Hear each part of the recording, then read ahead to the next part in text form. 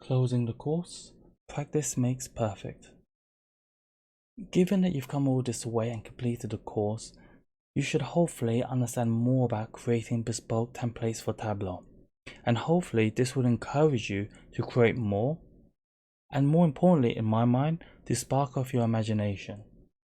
The key thing here is that practice makes perfect.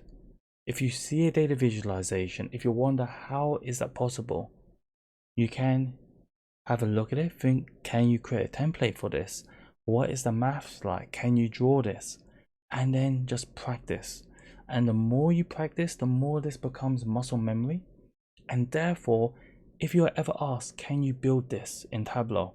Your answer should always be, we can, but let's figure out how, and then let us start the process of creating this. Nothing is impossible because Tableau is a canvas.